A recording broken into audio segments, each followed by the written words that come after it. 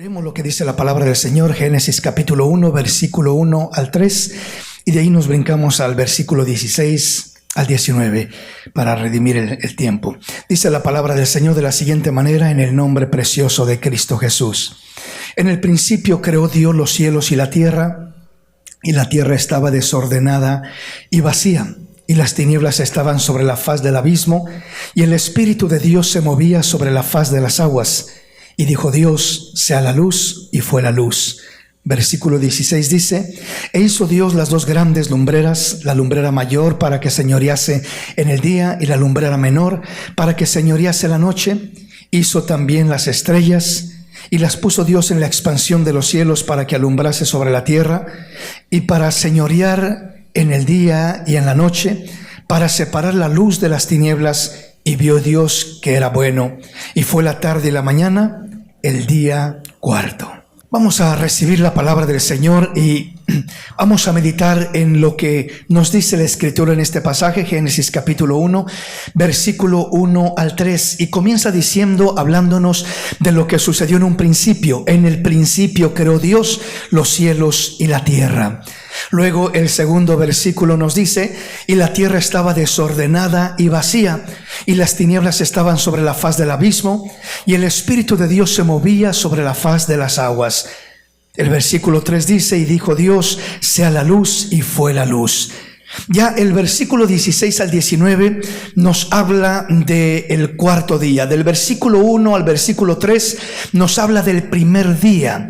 El primer día que Dios hizo esto. En el versículo 16 al 19 nos habla del cuarto día, porque comienza diciendo el versículo 16, e hizo Dios las dos grandes lumbreras, la lumbrera mayor, es decir, el sol, para que señorease en el día, la lumbrera menor, es decir, la luna, para que señorease en la noche. Hizo también las estrellas y las puso Dios en la expansión de los cielos para alumbrar sobre la tierra, para señorear en el día y en la noche, y para separar la luz de las tinieblas. Y vio Dios que era bueno, y fue la tarde y la mañana, el día cuarto. Miramos que en este pasaje nos habla de lo que es la creación del sol, la luna, las estrellas, todo lo que creó Dios en los cielos, ¿verdad? Y cómo Dios lo puso para alumbrar de día, alumbrar de noche, hacer diferencia entre las estaciones de los cielos y todo aquello. Y termina diciendo, y fue la tarde y la mañana, el día cuarto. Hay una diferencia entre el versículo 1 al 3 al versículo 16 al 19. En los dos pasajes nos habla, el versículo 3 nos dice, y dijo Dios, sea la luz, y fue la luz. Sin embargo, todavía no creaba Dios el sol, la luna y las estrellas. Entonces, ¿de qué luz está hablando en el día 1, en el primer día que Dios creó la luz, si no fue hasta el día cuarto que Dios creó el sol, la luna y las estrellas? Si ponemos atención en eso, ¿verdad? Dios fue creando el día primero, el día segundo, el día tercero, el día cuarto, el día quinto, etcétera. Pero miramos esa diferencia primeramente de una cosa y de la otra, de lo que hizo en el día 1 y lo que hizo en el cuarto día, creando el sol, la luna, las estrellas. Eso es la luz natural. Mientras que en el versículo 3, cuando Dios dice sea la luz, estamos hablando ya de una luz espiritual, de una luz que trae orden, de una luz que trae restauración, porque nos habla el versículo 1 diciendo, en el principio creó Dios los cielos y la tierra. Habla de un principio, lo que Dios creó. Sin embargo dice, y la tierra estaba desordenada y vacía, y las tinieblas estaban sobre la faz del abismo, y el Espíritu de Dios se movía sobre la faz de las aguas. Entonces, cuando miramos estos dos versículos, el versículo 1 y el 2, lo que Dios creó en un principio, creó Dios los cielos y la tierra. En el principio creó Dios los cielos y la tierra.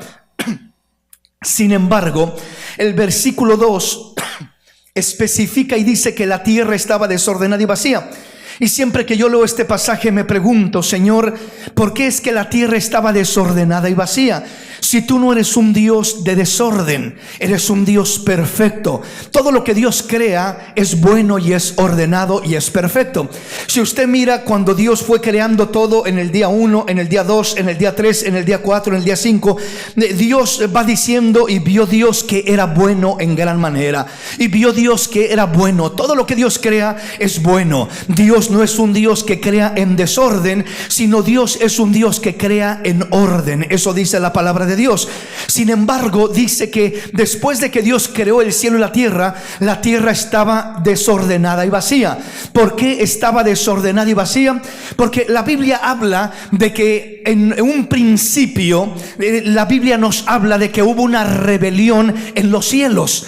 Esta rebelión, dice la palabra, que se rebeló Satanás, en aquel entonces un ángel, un querubín grande, luz bella, que era un protector, un ángel hermoso que servía a Dios. Sin embargo, este ángel se rebeló contra Dios, y no solamente él solo se rebeló, sino la palabra dice que arrastró la tercera parte de los ángeles, de las estrellas, simbolizando a los ángeles. Los arrastró y los convenció de que se rebelaran contra él, queriendo ser igual a Dios, semejante a Dios, no queriendo servir a Dios, no queriendo adorar a Dios, sino queriendo tomar el lugar de un Dios también, queriendo ser un Dios como Dios. Y esa ha sido su artimaña desde un principio. Es la estrategia, el engaño que usó con Adán y Eva. Si comen de este fruto, serán abiertos vuestros ojos y serán como dioses, sabiendo el bien y el mal. Quiero que se conviertan en dioses. Él quiso convertirse en un Dios, y eso le trajo su desgracia, su caída, su destrucción. Asimismo, el hombre, cuando lo convenció de querer convertirse en un Dios, lo trajo a una destrucción, a una degradación.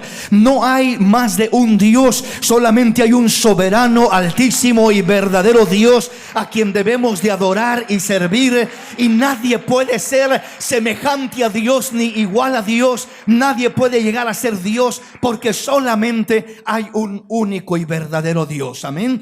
Todas las demás son pobres imitaciones que se hacen llamar dioses, algunas de ellas, pero nunca son verdaderamente dioses. Entonces, el enemigo Satanás, cuando se rebela contra Dios, es echado a la tierra. Lucas 10:17 dice: yo veía a Satanás, hablando a Cristo Jesús, yo veía a Satanás caer del cielo a la tierra como un rayo. Les dice, yo lo miré caer, yo miré la caída de Satanás. ¿Cuándo fue la caída de Satanás? Antes de la creación del hombre. ¿Cómo sabemos que fue antes de la creación del hombre? Porque cuando Dios creó al hombre y a la mujer, Satanás ya estaba en el huerto, ya estaba aquella serpiente, ya estaba introduciéndose ahí. No dice que después fue derribado, sino que fue derribado antes de la creación de Adán y de Eva. ¿En qué momento? Pues no lo sabemos, no nos da detalles específicos la palabra, pero sabemos que Satanás fue destronado, desechado, fue echado del cielo. Y dice el Señor Jesús: yo veía a Satanás caer del cielo a la tierra. Y agrega: he aquí os doy potestad para hollar serpientes, pisar escorpiones y sobre toda fuerza del enemigo, y nada os hará daño. Aleluya. Aunque dice: pero no se regocijen por esas razones que los demonios se sujetan en su nombre, antes regocíjense porque sus nombres están escritos en el libro de la vida en los cielos. Bendito el nombre del Señor. Aleluya. Entonces, al ser desechado Satanás de la gloria de Dios, y aquel ángel se convierte en un demonio, se convierte en algo espantoso, en algo horroroso completamente. Ya no es luz bella, ya no es aquel querubín grande, hermoso de pies a cabeza. Ya no es aquel querubín hermoso que era admirado por todos, no, sino que ahora es un terror completamente. Ahora es algo espantoso, es algo horrible. Su caída lo transformó transformó, su caída lo degradó, pero cuando tuvo esa caída no se conformó, no se queda solamente conforme con que él haya caído, sino que arrastró la tercera parte de los ángeles, que ahora es lo que llamamos demonios. Es todo aquel principado, potestad, huestes espirituales de maldad que se mueven en las regiones celestes y que buscan gobernar la vida del hombre. Entonces, cuando miramos esa caída, aquí miramos y la tierra estaba desordenada y vacía. ¿Por qué estaba desordenada y vacía? Yo creo que la tierra estaba desordenada y vacía por la caída de Satanás a la tierra. Satanás busca desordenar todo lo que Dios ha creado, todo lo que Dios ha hecho. Primeramente buscó desordenar la creación natural, la tierra. Y segundamente hay un nuevo principio. Juan 1:1 dice: en el principio era el verbo, y el verbo era con Dios, y el verbo era Dios. Y este verbo se hizo carne y habitó entre nosotros, y vimos su gloria, gloria como la del unigénito del Padre, lleno de gracia y de verdad. Aleluya. Es Cristo Jesús nuestro Salvador en el nuevo principio de restauración, en el nuevo principio de cambio, de transformación, de renovación para la vida del hombre. Es decir, así como en un principio el enemigo buscó desordenar la tierra completamente, y viene Dios a poner orden una vez más, a tomar control una vez más y a poner orden sobre la tierra. Ahora la segunda creación ya no es la tierra solamente, sino ahora la segunda creación más importante es el hombre, la vida del hombre. Dios lo creó ordenado, Dios lo creó bueno, Dios lo creó recto, pero viene Satanás y se introduce en el huerto de Edén y busca seducir, manipular para desordenar la vida del hombre. Viene a crear un caos una vez más en la vida de Adán y de Eva, en sus hijos Caín y Abel, en su descendencia. Miramos el desorden que viene por siglos y siglos y siglos, la perversidad del hombre creciendo, la maldad multiplicándose, el hombre pervirtiéndose cada día más y más, al grado que Dios tuvo que destruir toda la raza humana en el tiempo de Noé con el diluvio, solo dejando a Noé y a su familia. Entonces ha venido esta perversión por causa de que Satanás busca oponerse a todo lo que Dios ha creado, a todo lo que es creación de Dios. Busca desordenarlo y busca dejarlo vacío, así como dice aquí: y la tierra estaba desordenada y vacía. Así está la vida del hombre cuando Satanás llega a desviarlo, a seducirlo, a manipularlo, lo desordena y lo deja vacío, lo deja sin gozo, sin paz, sin amor, lo deja sin valores, lo deja sin principios, completamente lo desordena y lo deja lleno de tinieblas que se mueven sobre su vida, y el hombre es un caos hasta que aparece Cristo Jesús nuestro Salvador, la luz del mundo, el Rey de Reyes, el Señor de Señores. Él es el que vuelve a ponerle un orden a la vida del hombre. Él viene a restaurar la vida del hombre. Él viene a darle un principio nuevo al hombre. Por eso Juan 1:1 va de la mano con Génesis 1:1. En el principio era el verbo, y el verbo era con Dios, y el verbo era Dios. Y el versículo 14 dice: este verbo se hizo carne, tomó forma de hombre y habitó entre nosotros para venir a ordenar nuestra vida, a salvar nuestra vida, a redimir nuestra vida de una manera maravillosa. Ahora dice el versículo 2: y la tierra estaba desordenada y vacía, y las tinieblas estaban sobre la faz del abismo, y el Espíritu de Dios se movía sobre la faz de las aguas. Y quiero centrarme en esa frase: el Espíritu de Dios se movía sobre la faz de las aguas. ¿Qué significa esto? El Espíritu de Dios se movía sobre la faz de las aguas. Cuando miramos primeramente que la tierra estaba desordenada y vacía, había tinieblas, había una situación terrible en toda la tierra, pero algo comienza a hacer Dios. Dice: y el Espíritu de Dios se movía sobre la faz de las aguas. Sobre la faz de las aguas. Esa palabra sobre me llamaba la atención fuertemente, me traía mi atención el Señor a esa palabra. El Espíritu de Dios se movía sobre la faz de las aguas. Y cuando miraba esa palabra, es sobre, cuando el Espíritu de Dios está sobre algo, sobre la tierra, sobre la faz de las aguas. Cuando habla de estar sobre, es hablar de tomar control de. Toma control de. Vamos a ir mirando ahorita. Cuando el Espíritu de Dios está sobre, es que comienza a tomar control de. ¿Y para qué comienza a tomar control de?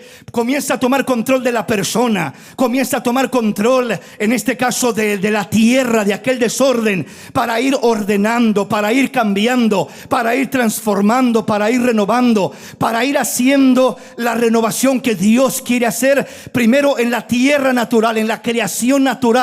Hablando de la tierra, las aguas y todo lo creado, pero segundo, para poner orden en la vida del hombre. El hombre está igual de desordenado sin Dios que la tierra estaba de desordenada cuando el Espíritu de Dios no comenzaba a restaurar, a renovar, a cambiar, a ordenar todo lo que estaba ahí. Así vive la vida del hombre, así vive el hombre su vida desordenada y vacía, llena de tinieblas, llena de discontentos, llena de sinsabores, llena de problemas, llena de odio, llena de rencor.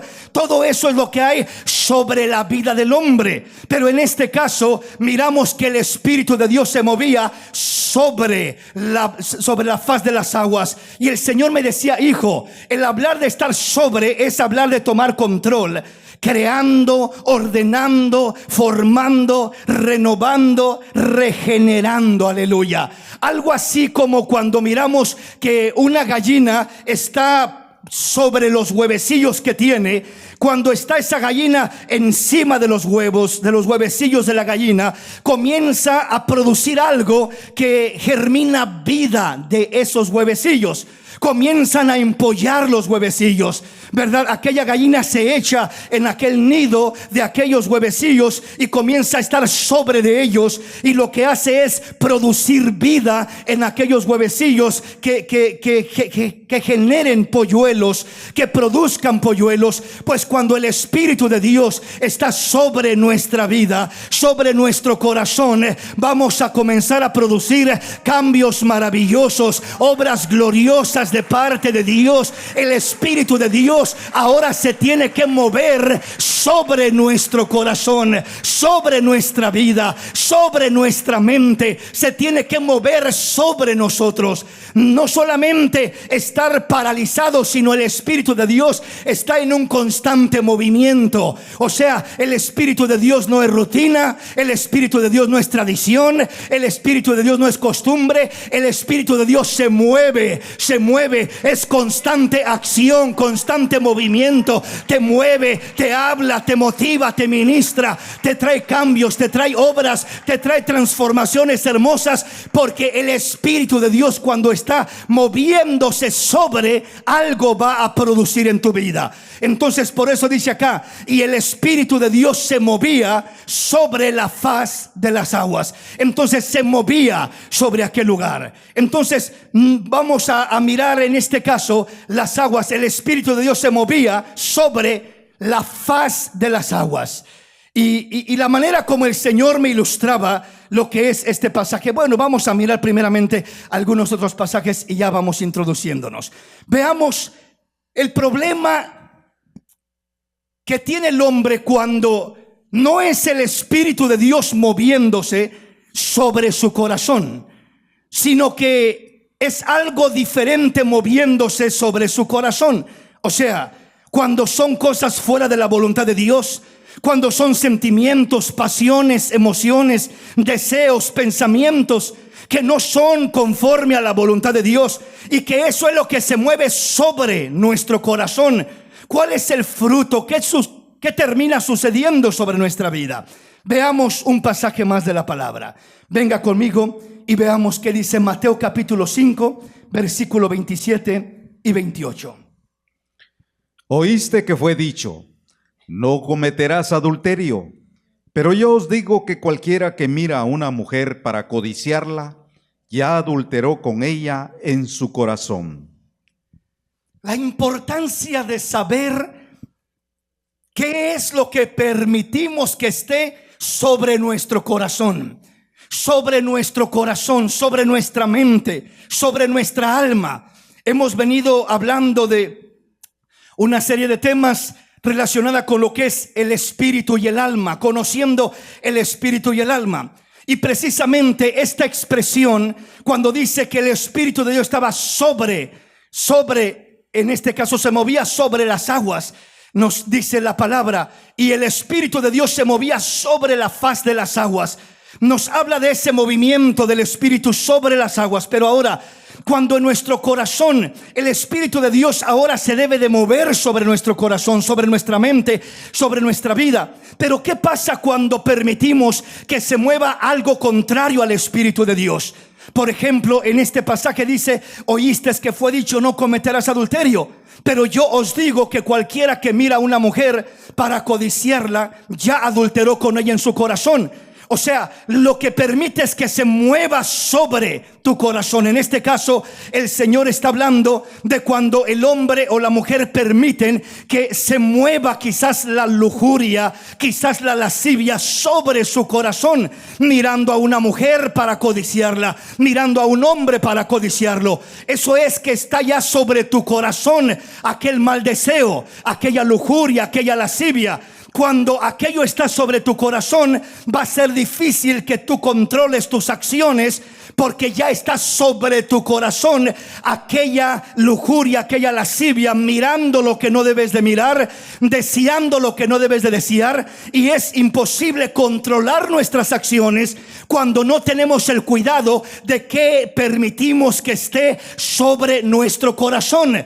Lo que ordenó la tierra en un principio es que el Espíritu de Dios se movía sobre la faz de las aguas. En este caso, ahora tiene que moverse sobre nuestro corazón para que lo que produzca sean bendiciones hermosas, sean cambios hermosos, sea un orden maravilloso, sea algo lindo de parte de Dios.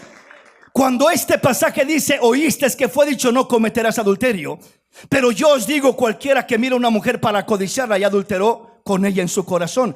Lo que está diciendo, déjeme se lo digo con otras palabras más entendibles. Oíste que fue dicho, cuídate del acto, pero yo les digo, cuida tu corazón. Porque si te cuidas del acto, hay gente que se centra en el acto, con que no cometa, con que no lo haga, con que no lo haga. ¿Qué importa si lo pienso? ¿Qué importa si está en mi mente? ¿Qué importa si está en mi corazón? Con que no lo haga, con que no lo haga. Y pensamos, si nos centramos en que con que no lo haga estoy bien, me voy a terminar decepcionado de mí mismo, porque lo que permite es que estés sobre tu mente, sobre tu corazón, operando, gobernando, moviéndose constantemente, en un constante movimiento en tu mente y en tu corazón, creando escenas, creando deseos, creando pasiones, creando un montón de cosas internamente. Lo que el Señor está diciendo acá: si no controlas lo que está sobre tu corazón y tu mente, nunca podrás controlar tus acciones, nunca podrás tener control de tus acciones. Entonces, cuando dice oíste que fue dicho, no cometerás adulterio, en otras palabras está diciendo: oíste que fue dicho, cuídate del acto. La ley era todo lo que decía: cuídate del acto. No había otra cosa. Eso es lo que la ley pide, ¿verdad? Acá en la ley terrenal, por un ejemplo, no, a un juez no le importa si en su corazón usted trae deseos de matar a alguien. Dice: con que no lo mates, no hay problema. Eso le dicen. El problema, dice Dios, es que cuando tratas de controlar la acción sin controlar lo que está sobre tu corazón, no tendrás control de tus acciones. Tus acciones te manipularán. Aquello que está sobre tu corazón y tu mente será más fuerte que tu fuerza de voluntad, y terminarás haciendo lo que no quieres hacer, yendo a donde no quieres ir, y dirás después: yo no quería hacerlo, no sé por qué lo hice. Es que dejaste que aquello estuviera sobre tu vida, sobre tu mente, sobre tu corazón, sobre tu alma. Para que nuestra alma sea renovada, necesitamos que sea el Espíritu de Dios que esté sobre nuestra alma, para que la renueve, para que la regenere, para que la transforme. Ese es el reto del cristiano: buscar que el Espíritu de Dios se mueva sobre nuestra alma, sobre nuestra alma. ¿Qué es moverse sobre nuestra alma? Decíamos, nuestra alma es el pensamiento, el sentimiento, nuestra voluntad propia. Decíamos, los ojos del alma son el entendimiento, tiene que ser renovado por el Espíritu que esté sobre nuestra mente, nuestro razonamiento, nuestra percepción. Todo esto tiene que ser cambiado, transformado, renovado. ¿Cuándo? ¿Cómo? Cuando el Espíritu de Dios está sobre nuestra alma. Si no es el Espíritu de Dios el que está sobre tu alma, moviéndose sobre tu alma, regenerando tu alma, ordenando tu alma, creando nuevos sentimientos en tu alma, nuevos deseos, nuevos pensamientos conforme a la voluntad de Dios. Entre más el Espíritu de Dios se mueve sobre tu alma, más cosas germinarán hermosas de parte de Dios sobre tu vida, porque no eres tú el que creas aquello, es el Espíritu de Dios, el creador, el hacedor, el ordenador. Él es el que ordena nuestra vida. Entonces, lo que nosotros necesitamos es estar más constantemente permitiendo que el Espíritu de Dios esté sobre nuestra alma. ¿Sí me explico? Vamos a mirar un ejemplo de esto. Veamos lo que dice el Salmo 91. El que habita al abrigo del Altísimo morará bajo la sombra del Omnipotente. Diré yo al Señor, esperanza mía y castillo mío, mi Dios en quien confiaré. Qué hermoso, ¿verdad? El que habita al abrigo del Altísimo morará bajo la sombra del Omnipotente. O sea, ¿qué es habitar al abrigo del Altísimo? Es permitir que el abrigo del Altísimo esté sobre tu vida. Que el Espíritu de Dios, el abrigo del Altísimo, en este caso lo podemos mirar como el Espíritu de Dios sobre tu alma, sobre tu vida. El que permite que el Señor, que el Espíritu de Dios esté sobre su vida, sobre su alma, sobre su mente, sobre su corazón. Morará bajo la sombra del omnipotente Dios. O sea, morará bajo la presencia del Todopoderoso. Morará bajo la gracia. Morará bajo el amor, bajo la paz, bajo la bondad, bajo esa presencia gloriosa del Espíritu de Dios. Ahí morará en esa seguridad. Diré yo al Señor, esperanza mía, castillo mío, mi Dios en quien confiaré. Eso es lo que hace cuando el Espíritu de Dios está sobre ti. Produce confianza, esperanza mía. Diré yo al Señor, tú eres mi esperanza, tú eres mi castillo, tú eres mi Dios en quien yo confiaré. Aleluya. Me siento seguro, me siento protegido, me siento bajo tu cobertura, me siento, Señor, bien. ¿Por qué? Porque el Espíritu de Dios está sobre mi vida, porque el Espíritu de Dios está sobre mi alma. Y esa es la única manera que el alma va a ser renovada, va a ser regenerada, que va a cambiar, que van a nacer, repito, nuevos deseos, nuevos gustos, nuevos pensamientos. Ya no los pensamientos perversos que uno tenía en el mundo, ya no los malos deseos que uno tenía, ya no la lujuria, ya no la lascivia. Ya no va a habitar aquel pensamiento lascivioso constantemente sobre tu mente, sobre tu corazón. Ya no aquellas cosas del mundo, sino ahora el Espíritu de Dios estará sobre tu vida, sobre tu alma, y es el que te dará nueva vida, es el que engendrará y producirá cambios maravillosos en tu vida. Aleluya. Amén, mis hermanos. Entonces, el Espíritu de Dios es el que nos da ese cambio. En Génesis, donde leímos, ¿verdad? Decía, el Espíritu de Dios se movía sobre la faz de las aguas. En este caso, mirando lo que son las aguas en un sentido figurativo, simbólico, el hablar de las aguas, hablando de nuestro ser, es hablar de nuestras emociones. Es hablar de nuestras pasiones, es hablar de nuestros deseos. Cuando el Espíritu de Dios está sobre nuestras aguas, sobre esas emociones. ¿Por qué las emociones, pasiones, deseos son semejantes a las aguas? Porque son movedizas, porque no son estables, porque son variables, porque cambian constantemente. Entonces solamente cuando el Espíritu de Dios está sobre esas emociones, sobre esas pasiones, sobre esos deseos, Él transforma la pasión pecaminosa, desordenada, en una pasión ordenada que glorifica a Dios, que honra a Dios, que ama a Dios, que sirve a Dios. Hay una pasión ahora, pero hay una pasión por algo diferente. Hay una pasión por honrar a Dios, por amar a Dios, por agradar a Dios, por servir a Dios.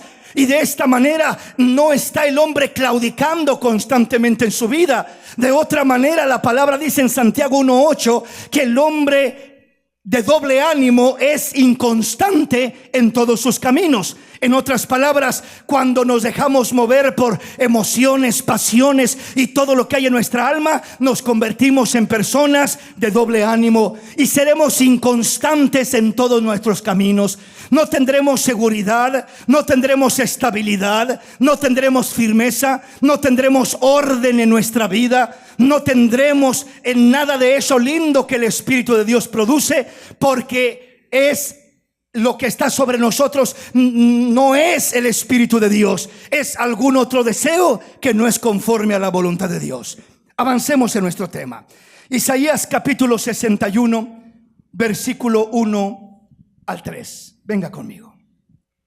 El Espíritu del Señor está sobre mí, porque me ungió el Señor, me ha enviado a predicar buenas nuevas a los abatidos, a vendar a los quebrantados de corazón, a publicar libertad a los cautivos y a los presos apertura de la cárcel, a proclamar el año de la buena voluntad del Señor y el día de venganza del Dios nuestro, a consolar a todos los enlutados, a ordenar que los afligidos de Sión se les dé gloria en lugar de ceniza, óleo de gozo en lugar de luto, manto de alegría en lugar del espíritu angustiado, y serán llamados árboles de justicia, plantío del Señor, para gloria suya.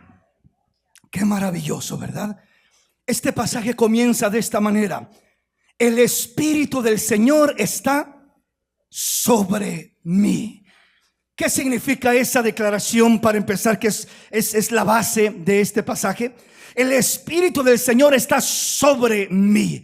Cuando dice está sobre mí, en otras palabras, está diciendo: el Espíritu de Dios está sobre mi vida, está sobre mi alma, está sobre mi mente, sobre mi corazón, sobre mis emociones.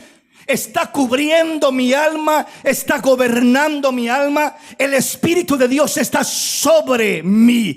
¿Qué quiere decir esto? Que el Señor Jesús, el Espíritu de Dios, tenía control completo, absoluto de todo sentimiento, de todo pensamiento, de toda emoción, de todo lo que podía sentir como hombre en su alma. El Espíritu de Dios está sobre mí. O sea, no soy yo como hombre hablando de emociones fuera de la voluntad de Dios que me arrastran y que me llevan por allá y que me llevan por allá. No, a Adán lo arrastraron las emociones, lo arrastraron los malos deseos, lo arrastró el deseo de comer el fruto prohibido, el querer ser como Dios. Pero a Cristo nada lo arrastró. El enemigo lo tentó con lo mismo que tentó a Adán y a Eva.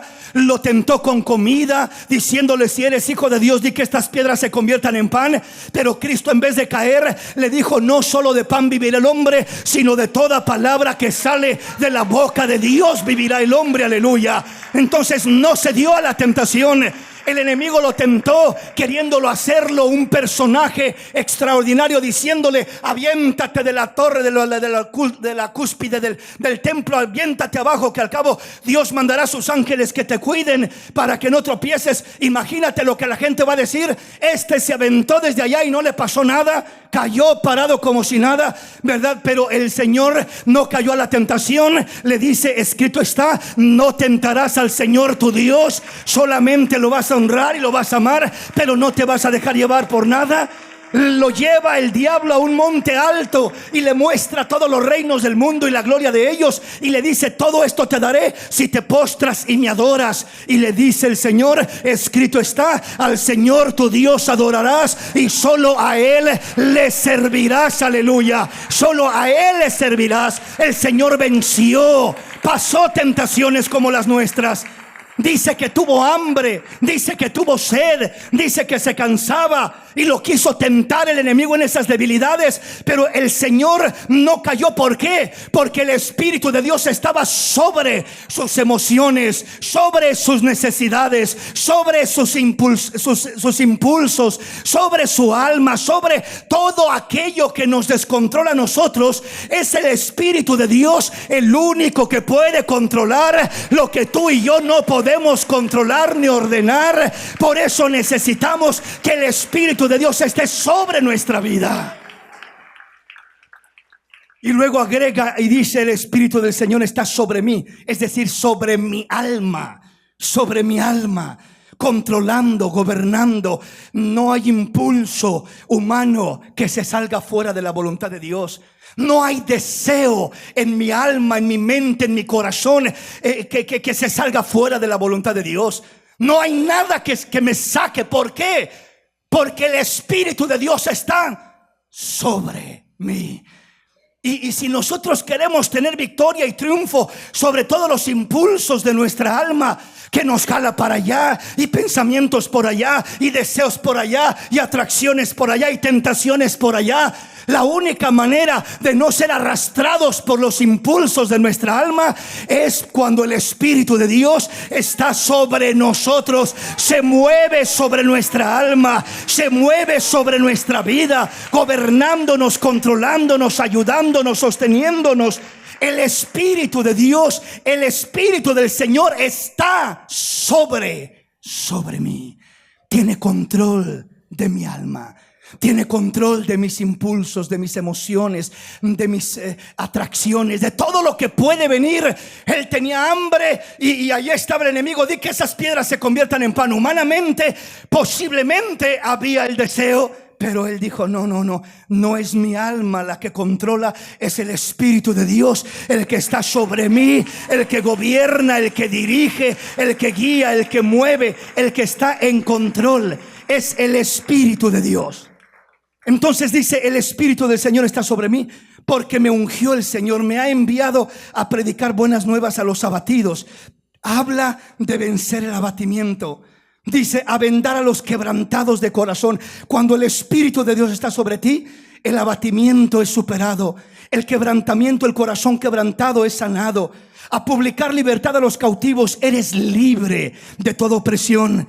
A los presos, apertura de la cárcel. Los que están oprimidos y encarcelados en amargura, en enojo, en rencores, en falta de perdón, en lo que los esté encarcelando y amargando, en odio, en envidia, en tanta cosa que nos aprisiona, nos liberta. Cuando el Espíritu está sobre nosotros, a proclamar el año de la buena voluntad del Señor y el día de la venganza del Dios nuestro, a consolar a todos los enlutados, el consuelo para aquellos que pasamos momentos difíciles, a ordenar que a los afligidos de Sión se les dé gloria en lugar de ceniza, óleo de gozo en lugar de luto, manto de alegría en lugar de espíritu angustiado, y serán llamados árboles de justicia, plantío del Señor para gloria suya. ¿Cómo podemos nosotros provocar que esto suceda en nosotros?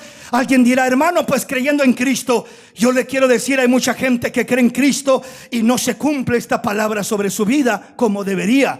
Es que no es solo que creer en Cristo es lo primero, es la base principal, pero enseguida uno debe de buscar que el Espíritu de Dios se mueva sobre su alma, sobre su vida, sobre su caminar, sobre su corazón, sobre sus pensamientos. Que el Espíritu de Dios se mueva renovando, se mueva transformando, se mueva cambiando, se mueva haciendo toda aquella obra. Porque lo que tú permites que esté sobre tu mente y sobre tu corazón es lo que determinará tus acciones, tus decisiones y tus emociones. ¿Qué clase de decisiones tomas en la vida? ¿Qué clase de acciones ejecutas? y qué clase de emociones sientes en tu corazón.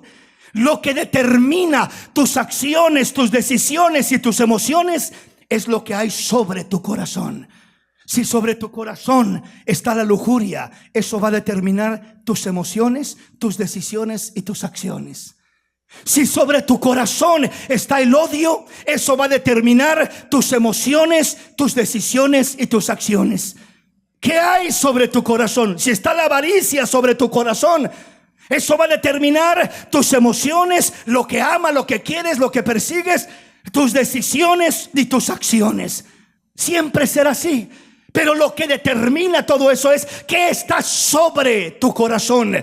Lo que ordenó la tierra desordenada, la tierra vacía, la tierra insípida, sin nada, en tinieblas, una tierra que era un caos completamente. Es que dice, el Espíritu de Dios se movía sobre la faz de las aguas. El Espíritu de Dios se movía y comenzó a ordenar, y comenzó a crear, y comenzó a renovar, y comenzó a regenerar. Esa es la obra del Espíritu de Dios cuando está sobre tu vida, cuando está sobre la tierra, cuando está sobre las aguas. Cambia, regenera, transforma, limpia, ordena. Tenemos que buscar esa manifestación del Espíritu de Dios sobre nuestra vida. Si no buscamos esa manifestación, que el Espíritu de Dios se mueva. Decía en Génesis que el Espíritu de Dios se movía sobre la faz de las aguas. Se movía el Espíritu de Dios sobre. Y acá miramos que el Señor dice, el Espíritu del Señor está sobre mí. Está en control, gobierna, domina y produce todas estas obras hermosas de que sana al quebrantado, liberta al cautivo, restaura, ordena que al afligido se le dé gloria en lugar de ceniza, óleo de gozo en lugar de luto, manto de alegría en lugar de espíritu angustiado. Ordena que se abran las puertas de la cárcel, los que están oprimidos, los de un corazón quebrado los sana, publica libertad a los cautivos. Todo esto sucede entre más el Espíritu de Dios está sobre tu vida. Va a regenerar tu alma, va a regenerar tus emociones, va a sanar tus heridas, va a liberarte de la opresión, del odio, del rencor, del resentimiento, de la amargura. Va a romper las cadenas y va a abrir las puertas de la cárcel para que salgas verdaderamente libre, alabando al Señor, sirviendo al Señor, amando al Señor. Necesitamos al Espíritu de Dios sobre nuestra vida para ordenar una vez más, como ordenó la tierra primeramente. Ahora necesitamos que ordene nuestras vidas. Veamos qué dice la palabra. Venga conmigo, Juan capítulo 1 versículo 32 en adelante. También dio Juan testimonio diciendo: vi al Espíritu que descendía del cielo como paloma y permaneció sobre él. Y yo no le conocía, pero el que me envió a bautizar con agua, aquel me dijo: sobre quien veas descender el Espíritu y que permanece sobre él, ese es el que bautiza con el Espíritu Santo. Qué hermoso. Vuelve a reafirmar lo que decía Isaías. Acá ahora es Juan el Bautista dando testimonio.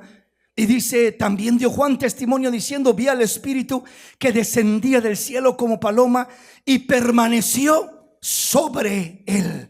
Permaneció sobre él, sobre el Señor. Allí permaneció el Espíritu de Dios sobre Cristo, sobre aquella humanidad.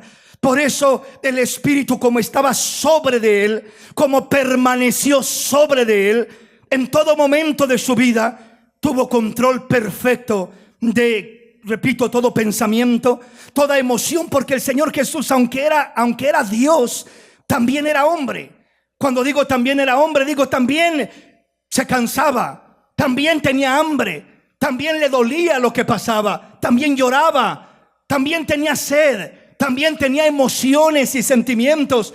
Dijo cuando iba a ir a la cruz en Getsemaní: Padre, si es posible, que pase de mí esta copa, que pase. mas no se haga mi voluntad sino la tuya. O sea, como el Espíritu de Dios estaba sobre su alma, de esta manera no se hacía la voluntad de Él, no se hacía lo que humanamente, lo que su alma, sus reacciones, sus inquietudes, sus tristezas, porque les dice a sus discípulos: oren conmigo porque mi alma está muy triste hasta la muerte. Les dice a sus discípulos, para decir está muy triste hasta la muerte. ¿Sentía tristeza el Señor? Claro que sí.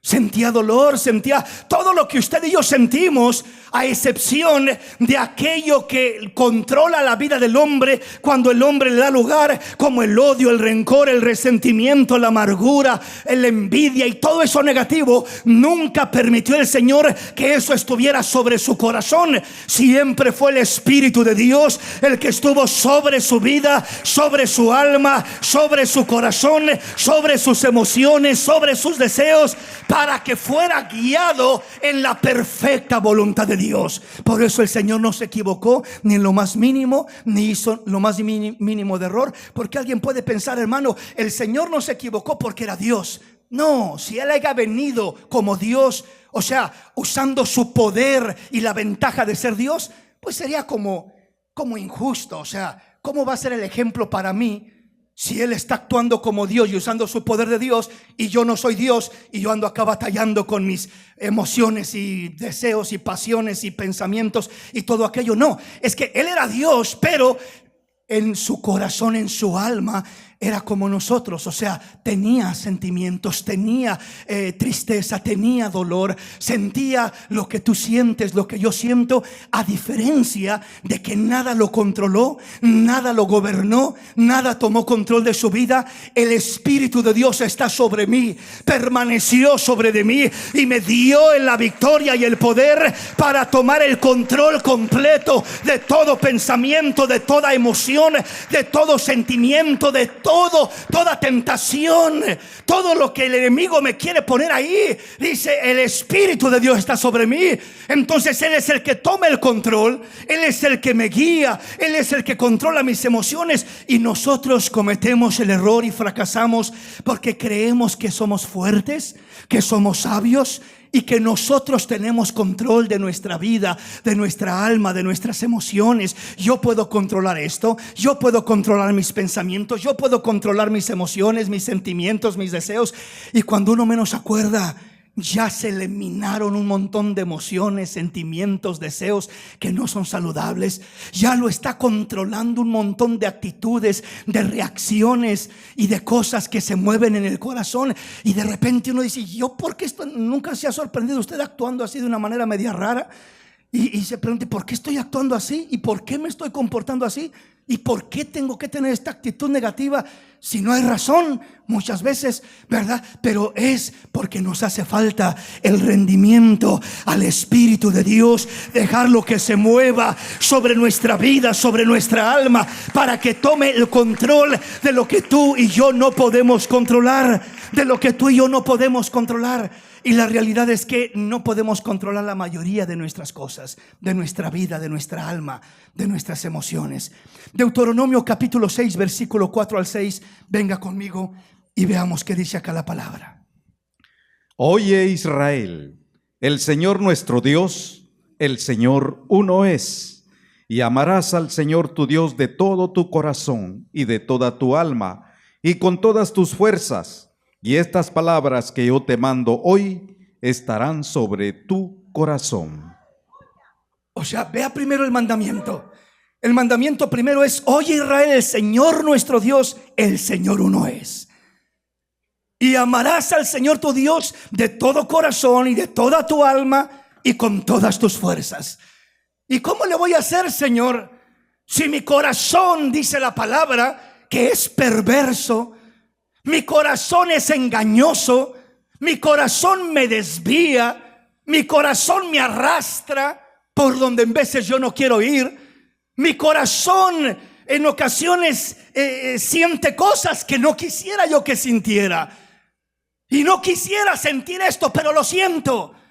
No quisiera que me caiga mal aquella hermana, pero me cae mal, dicen algunas hermanas.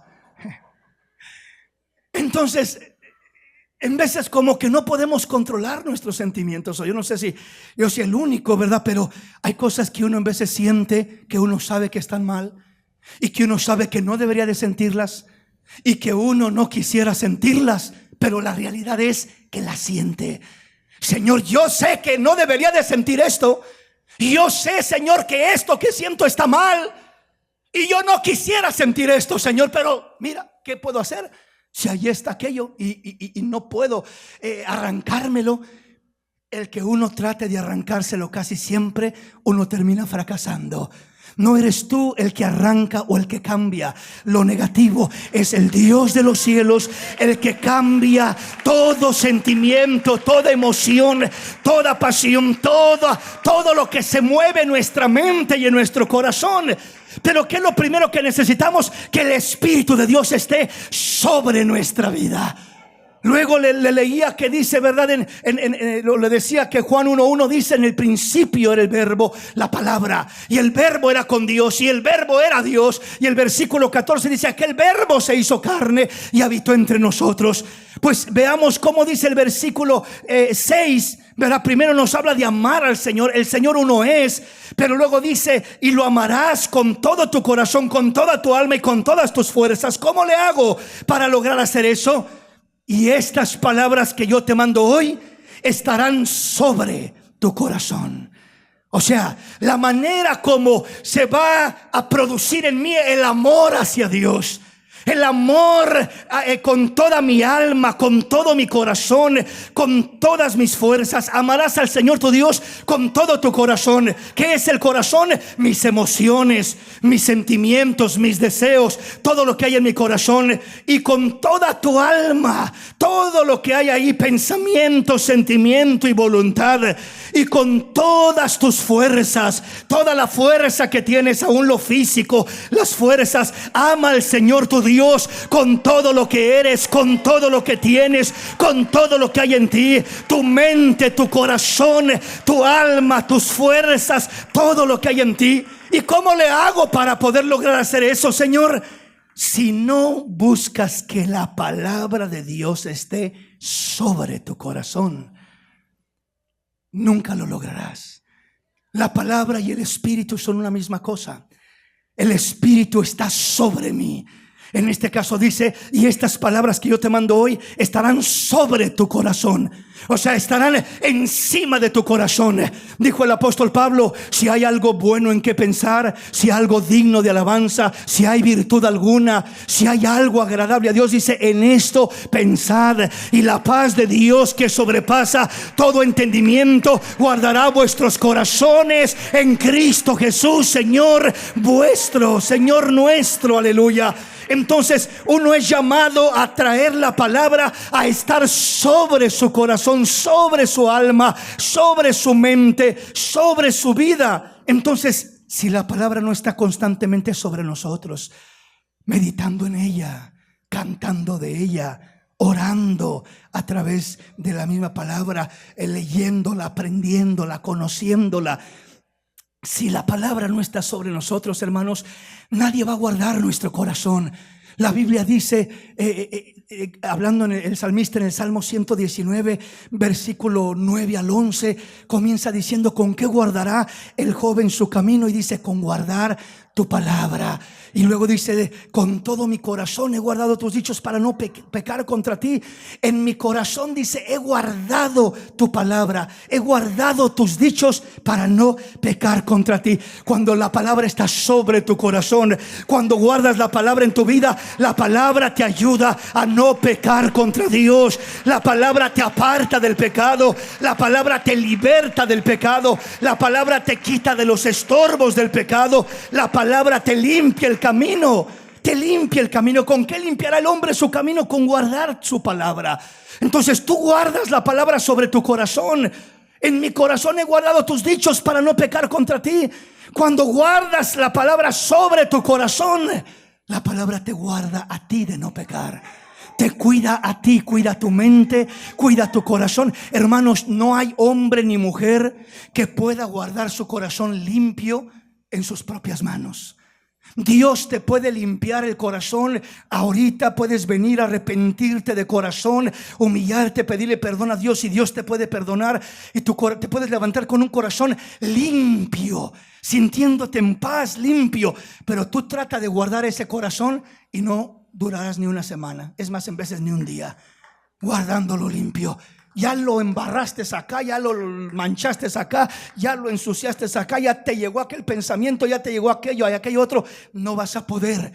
El único que puede ayudarnos a mantener el corazón limpio es Dios. Es guardando su palabra en nuestro corazón. Es la palabra de Dios, es la que limpia, es la que mantiene limpio el corazón. Es la que nos da la gracia y la fuerza para mantener el corazón limpio. No es la fuerza de voluntad, no son las buenas intenciones, no son las promesas que hacemos. Ahora sí, ya no vuelvo a hacer esto. Dios mío, me comprometo y te prometo y te juro y que ya no voy a hacerlo, y que es la última vez. Y Señor, si me perdonas esta última, jamás lo volvería a hacer. No te engañes a ti mismo. No lo podrás hacer si tratas de hacerlo por ti mismo. Necesitas la palabra sobre tu corazón.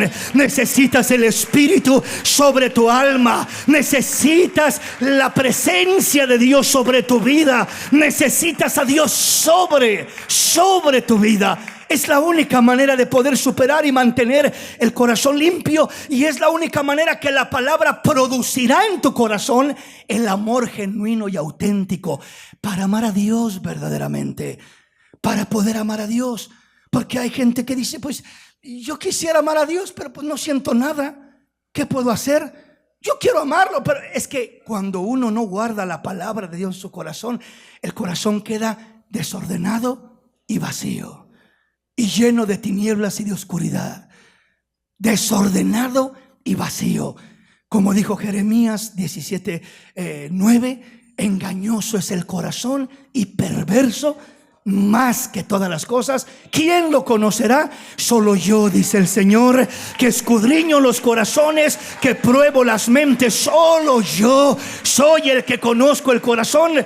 Pero nos declara de antemano que es engañoso y es perverso, y nos desvía y nos engaña. Entonces, ¿qué puedo hacer yo con mi corazón? Entregárselo a Dios.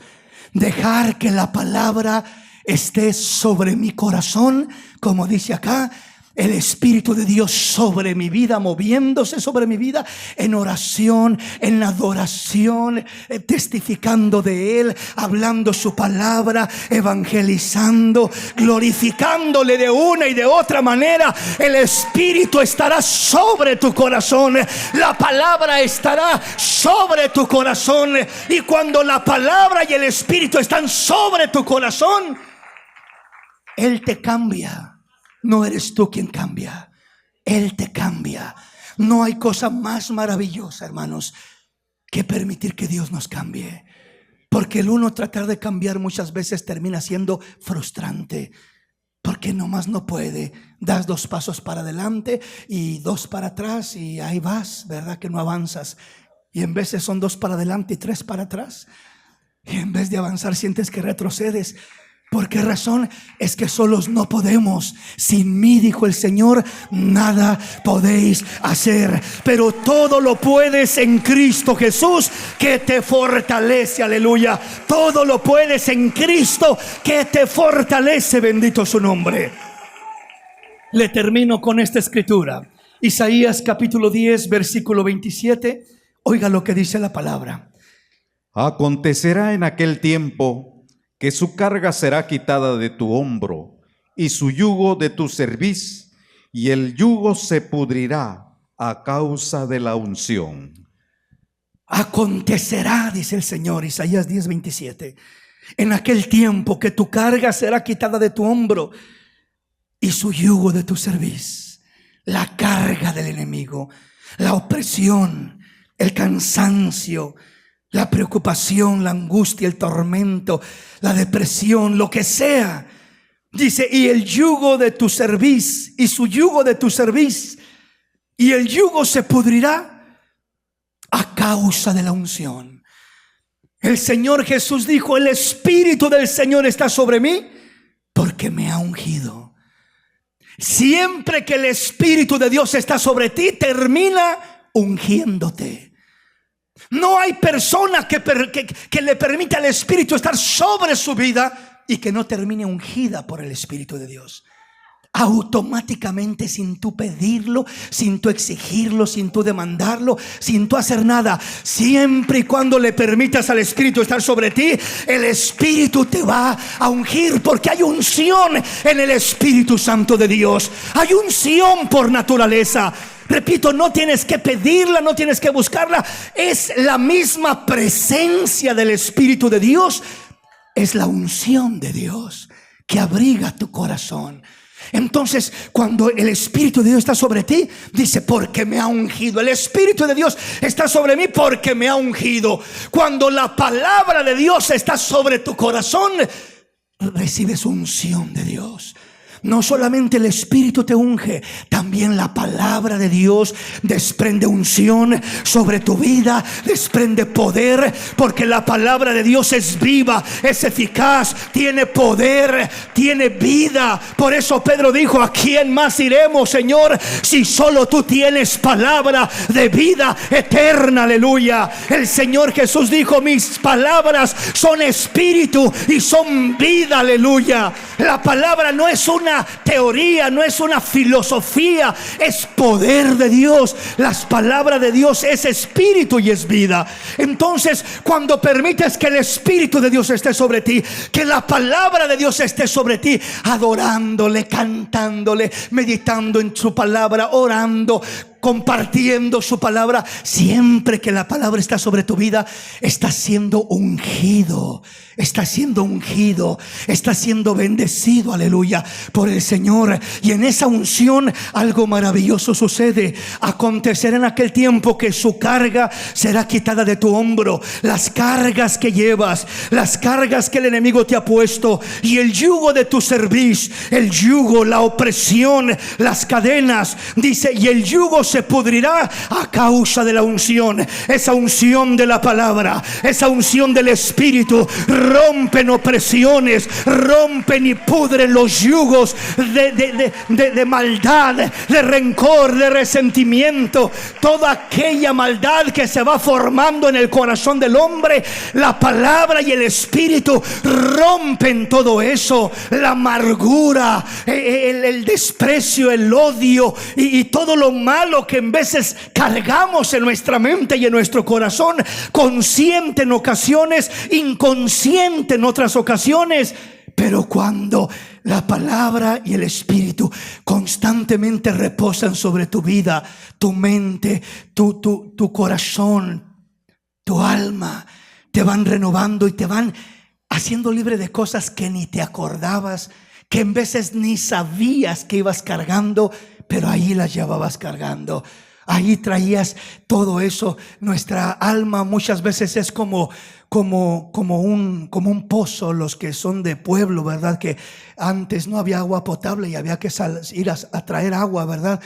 Para el uso, los quehaceres de la casa. Y bueno, no sé, ¿verdad? Con usted, pero conmigo los pozos no eran así de un agua transparente. El agua estaba toda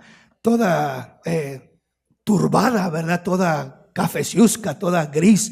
Y había que hervirla y colarla y hacer una serie de cosas para tomarla, ¿verdad? Pero en ocasiones, cuando esos pozos se vaciaban por la sequía, o en otras ocasiones a propósito le sacaban el agua para limpiarlos, en el fondo de ese pozo estaba lleno de zapatos viejos, de botes, de plásticos, de ropa, de cada cosa que se encontraba por allá abajo en lo fondo de aquellos pozos. Y cuando el pozo estaba con agua, se miraba muy bien por encima, pero abajo todo eso, pues pura contaminación que de alguna manera estaba tomando uno, ¿verdad? Porque un pozo sucio va a producir agua sucia, o sea, contamina el agua que hay en él. Entonces nuestro corazón es como un pozo que en ocasiones no alcanzamos a ver con nuestra conciencia y entendimiento lo que hay en veces almacenado en lo profundo del corazón. Desprecios, heridas, dolores, experiencias en veces desde nuestra niñez que venimos cargando y nos convirtieron en personas amargadas, y en ocasiones no sabemos ni por qué somos amargados. En ocasiones cargamos cosas por dentro que ya ni nos acordamos. Otras ocasiones, ¿verdad? Traemos cosas que sí nos acordamos, pero no sentimos que no podemos superarlas, no podemos sacarlas. Es muy difícil para nosotros porque fue muy duro lo que nos pasó, lo que nos hicieron, etcétera. Pero quiero decirte, cuando el Espíritu de Dios está sobre ti, te limpia tu agua, limpia tu corazón, limpia tu ser completo, para que puedas beber agua cristalina, gozo y alegría de tu corazón. La Biblia lo dice de esta manera en Proverbios 4:23: sobre toda cosa guardada, guarda tu corazón, porque de él mana la vida. Si tu corazón es un pozo contaminado, lleno de basura en el interior, en el fondo del corazón, aunque por encimita el agua se mire bonita, pero por abajo está lleno de pudrición. Entonces muchas veces así es nuestra vida, el fondo del corazón lleno de basura, que nadie lo ve, que nadie alcanza a mirar lo que hay allá, pero ahí está esa basura, y Dios mira esa basura y te contamina esa basura. Y Dios dice: hijo, yo no solamente limpio lo superficial para que te mires bonito por afuera en lo externo, yo limpio lo profundo de tu corazón para que te sientas alegre, feliz, bendecido, bendecida en lo íntimo de tu casa, para que te sientas libre de lo que te oprime, de lo que te estorba, de lo que te destruye. Yo quiero que seas libre, no quiero vidas oprimidas. Entonces el Espíritu sobre nuestra alma, sobre nuestro corazón, sobre nuestras emociones, para poder limpiar, renovar, ordenar, crear lo nuevo que necesite ser creado, y arrancar y sacar lo sucio que tiene que ser quitado. Pongámonos de pie. Vamos a hablar con el Señor.